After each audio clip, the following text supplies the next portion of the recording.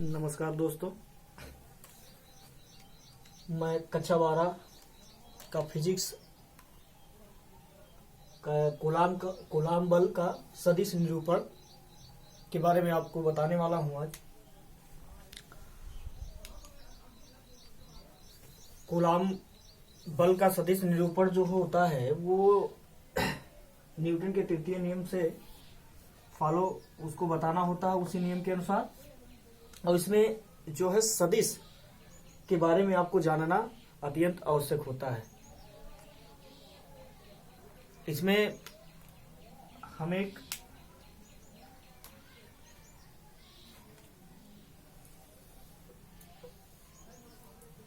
ये आपका हो गया एक्स अक्ष, वाई अक्ष, और ये हो गया एक्स अक्ष। इसे कहते हैं ओ बिंदु, इसे मूल बिंदु कहते हैं।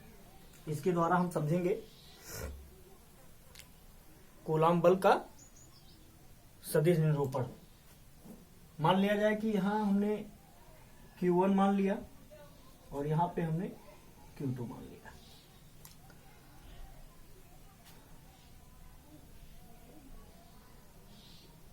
ये हो गया आपका डायरेक्शन। तो इसमें यह देखना होता है कि कूलाम के बल में किस स्थिति में कहां पे कौन बल लगाता है आवेश पर, इसके बारे में हम जानकारी करेंगे। और इसके सदिश के कूलाम के नियम के अनुसार में कूलाम के नियम की गति के तृतीय नियम का पालन करता है या नहीं करता है, उसके बारे में हम इसके फार्मूले को निकालेंगे जो एग्जाम में पूछता है। अब इसमें यह समझना होता है कि कौन किसके दिशा में क्या बल लगाता है। जैसे मूल बिंदु से अगर डायरेक्शन Q आवेश 2 पे गया तो ये किसके Q2 क्या करता है, O के सापेक्ष क्या करता है, बल लगाता है। ठीक, इसे सीधे कह सकते हैं कि क्या ये क्या करता है, Q O के सापेक्ष क्या करता है, बल लगाता है। और ये डायरेक्शन O से जाता है Q की दिशा में, तो Q1 पे क्या करता है, ये O के सापेक्ष क्या लगाता है, बल। जहां से इसका मतलब क्या होता है, जहां से ये शुरू होता है जाने की प्रोबेबिलिटी और जहां खत्म होता है वो Q1 क्या करता है, इसके सापेक्ष क्या करता है, बल लगाता है। अब यहां ये देखना होता है कि अगर मान लिया जाए Q2 से ये परिमाण हो गया आपका दिशा बताने की। अब यहां हो जाएगा आपका जब Q1 से 0 की ओर जब ये क्या करता है, बल लगाता है, तो इसको लिखा जाता है R1 वेक्टर। यानी ये क्या बताता है, आपका दिशा बताता है।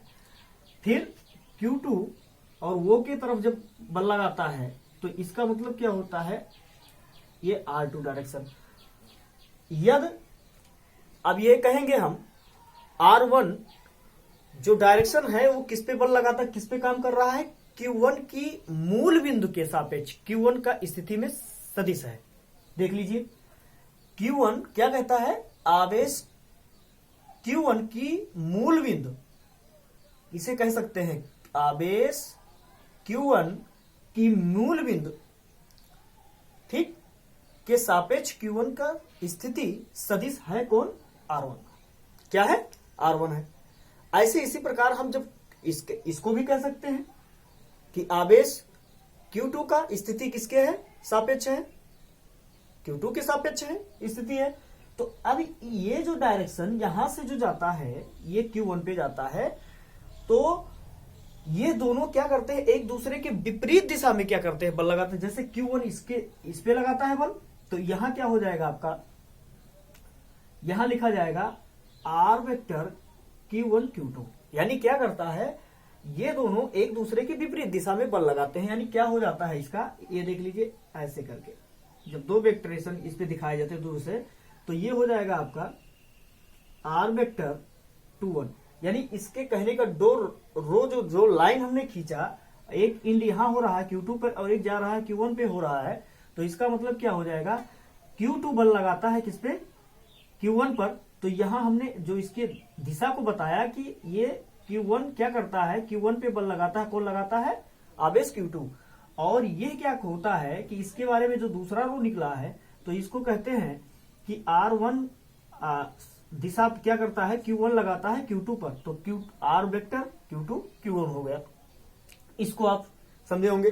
तो हम इसको लिख सकते हैं ऐसे कि R वेक्टर 1 लिखना है। जो चीज हमने इसमें किया है कि आवेश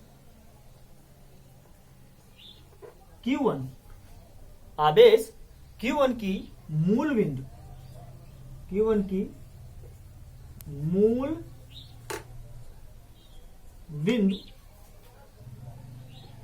के सापेक्ष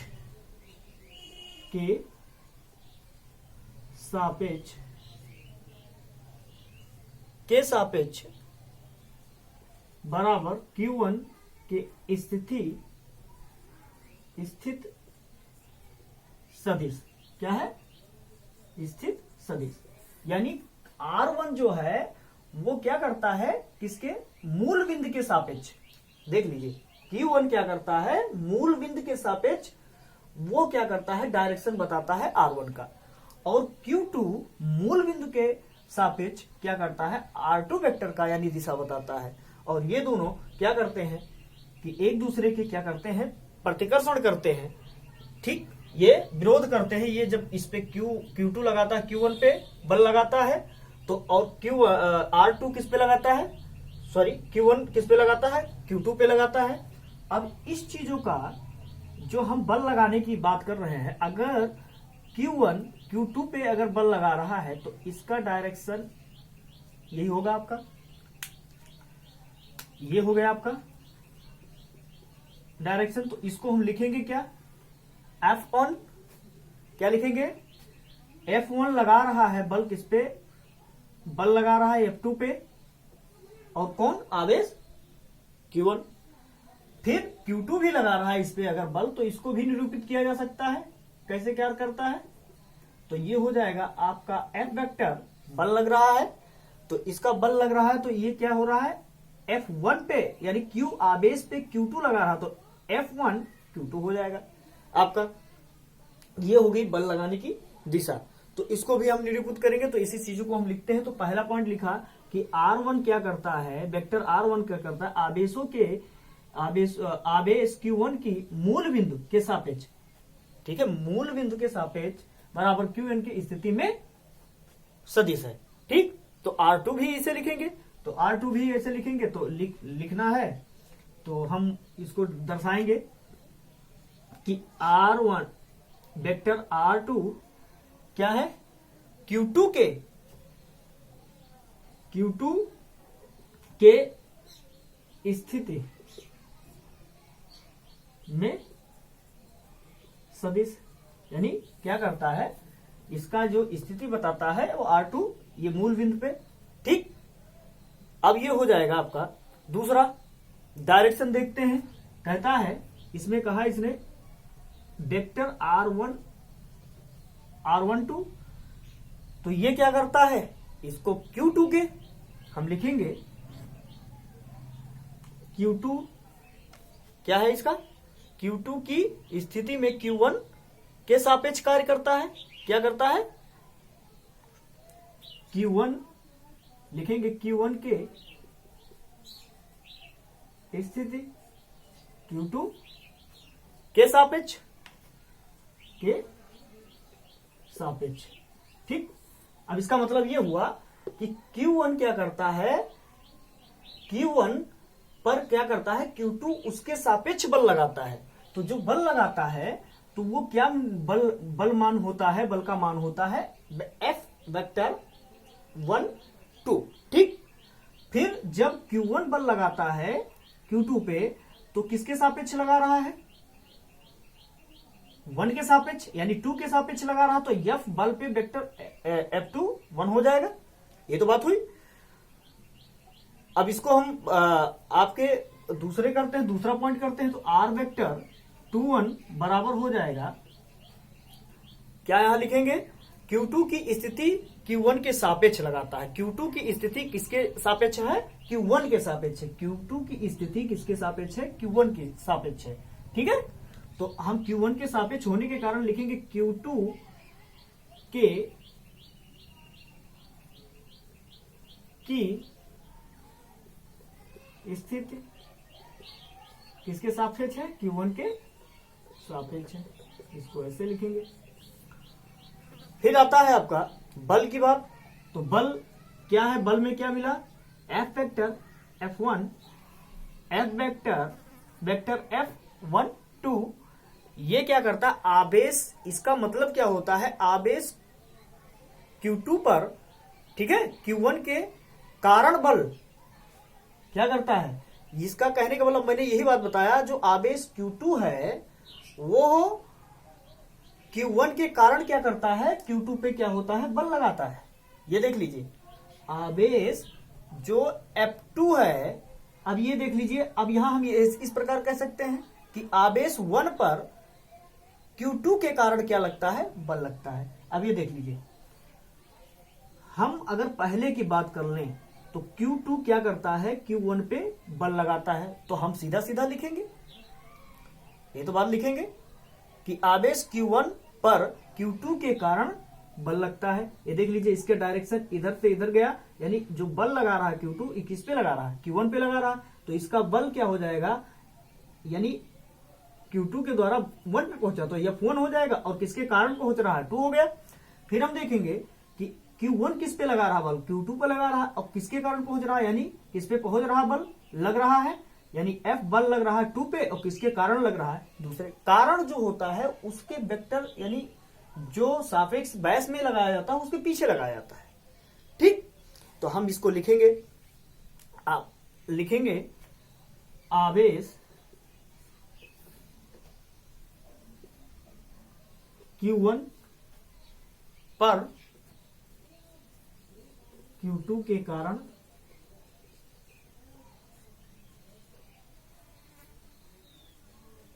लगाया गया बल।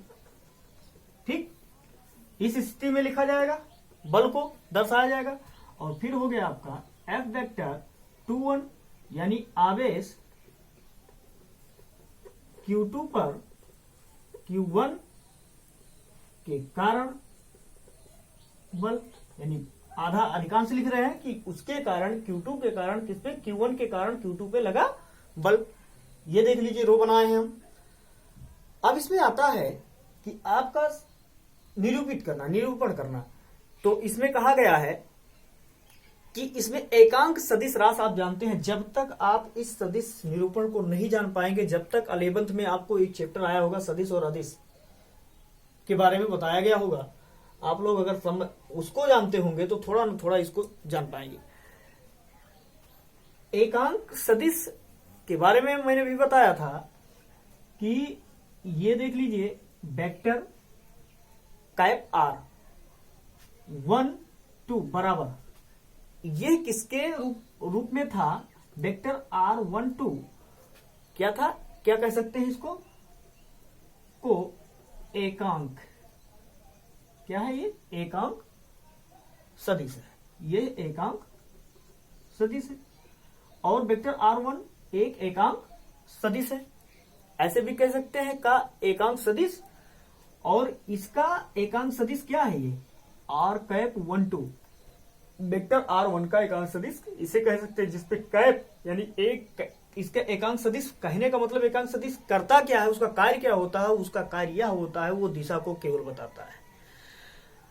और फिर R कैप हो जाएगा 2 1, R कैप 2 1 एकांक सदिश है। अब इस चीज को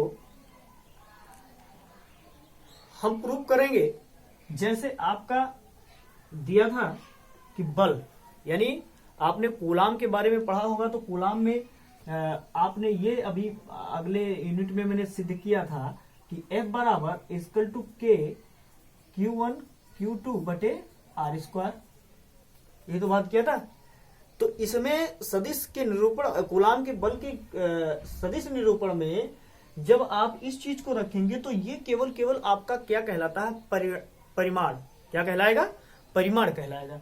तो F बराबर वेक्टर F1 वेक्टर F12 के बराबर हम रखेंगे कि Q1 आवेश Q2 Q1 आवेश Q2 बटे आर स्क्वायर।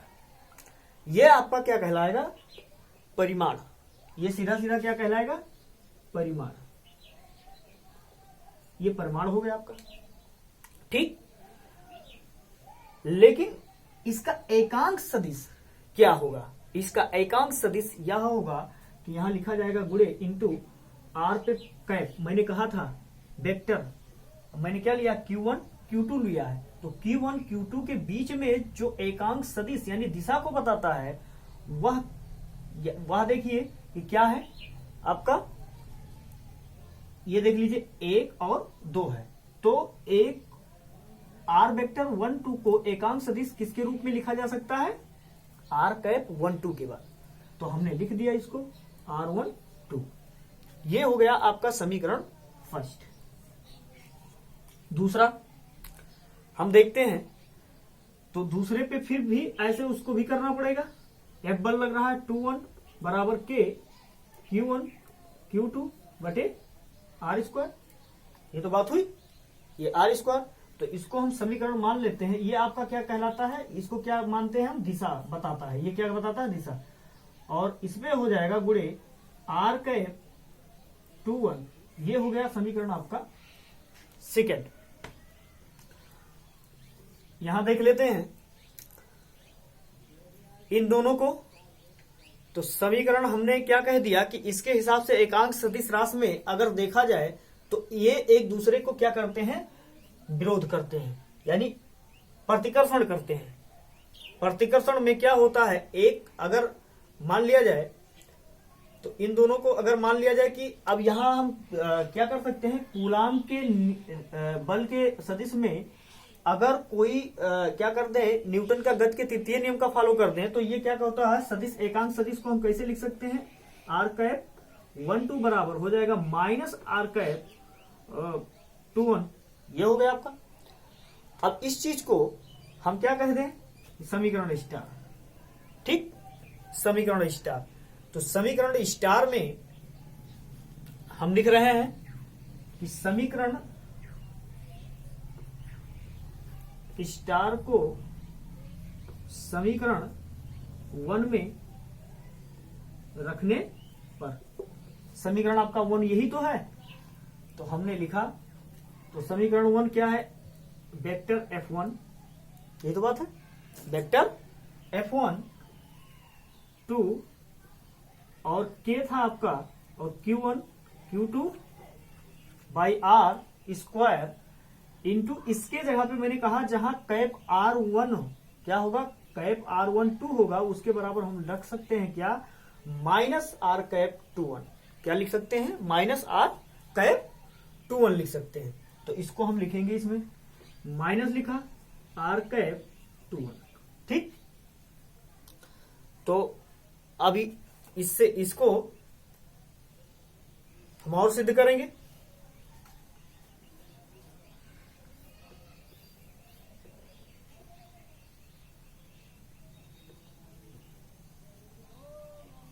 तो F बराबर हो जाएगा आपका F equal to 1 2 minus K Q1 into Q2 बटे R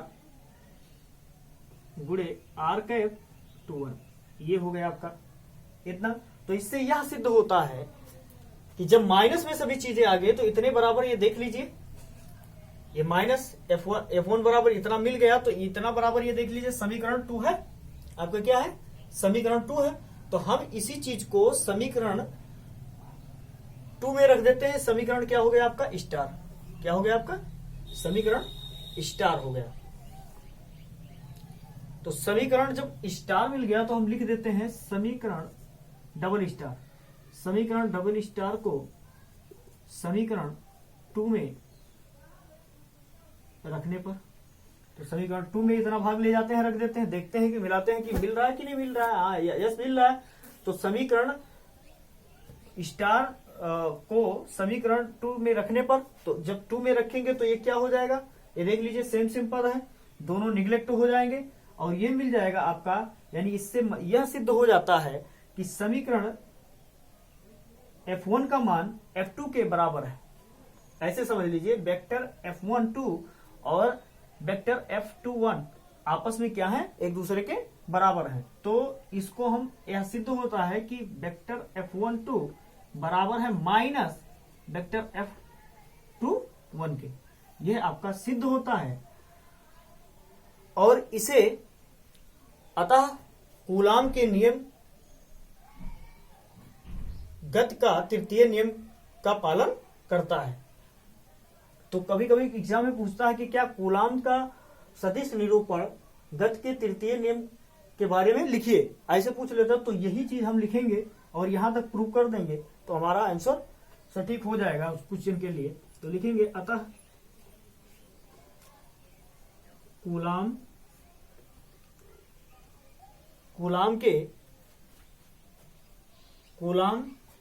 के नियम गति का तृतीय